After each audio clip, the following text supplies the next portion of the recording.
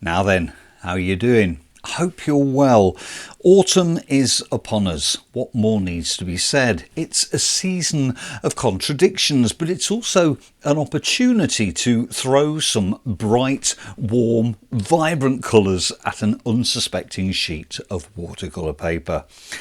It's one of my favourite seasons, second only to winter. One has to enjoy it while it's here.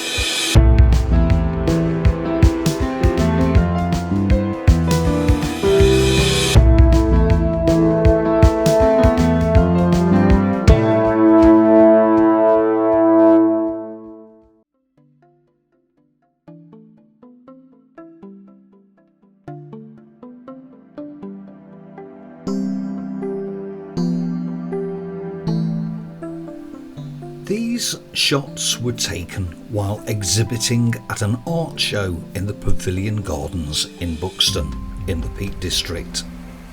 It was a Saturday morning in early November and the show hadn't yet started. As you can see, the sun was shining and the colours in the park were quite spectacular. And because I had a new phone in my pocket promising me high quality photographs, I saw an opportunity to test it out. These were the results. In terms of subject matter, there were a couple of views that particularly caught my eye, and I could see a number of potential compositions. Wherever you looked though, it was the autumnal colours that really captured my attention.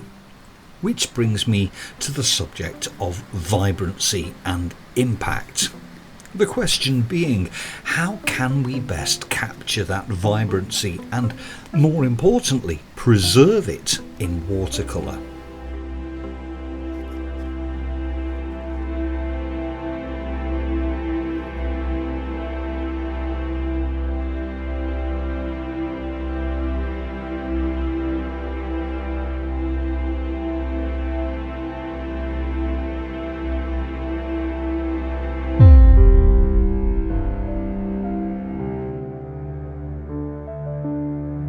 All the light from any painting comes from the white of the paper.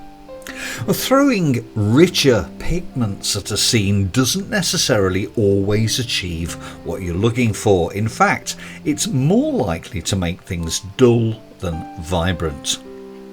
It might help you to think of the paper as a backlight. This is where the light comes from, nowhere else. So if paint is applied to the paper too heavily, then what you're doing essentially is preventing that backlight from shining through.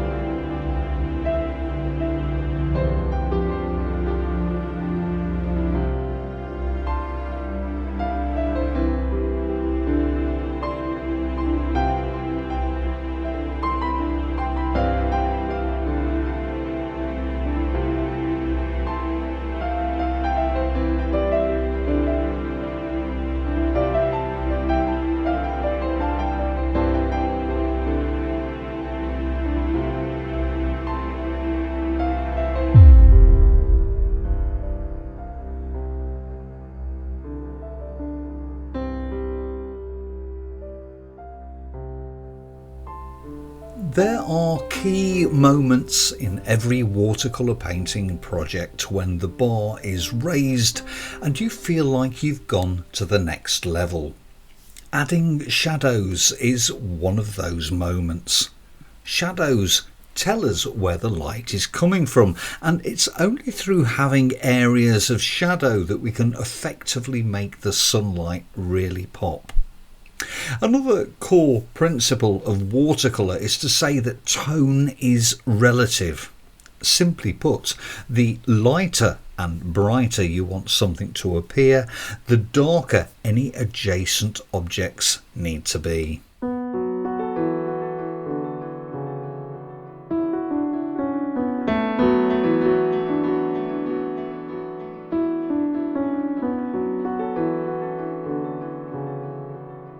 Now, one important issue I want to draw to your attention is that of continuity. If a tree trunk or branch is going to disappear into the leaves and then reappear higher up or further out, then the viewer has to believe that the sections we see are all part of the same branch. It doesn't do to have them popping up too randomly, as that can be quite confusing.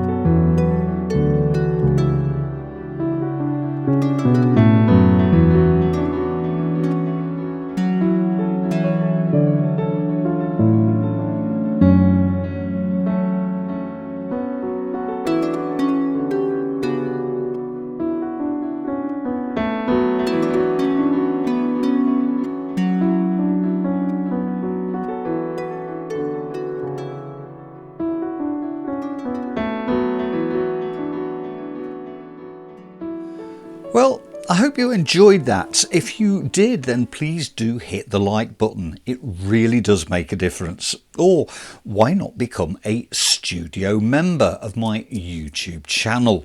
With that, you'll get instant access to the full-length, non-time-lapsed version of the demonstration, from which this has just been a very small extract, along with a bursting back catalogue of full-length demonstrations, all for you to enjoy at any time. To subscribe, just hit the join button below. There are other sign-up options available, full details of which you'll find in the description. In the meantime, take care.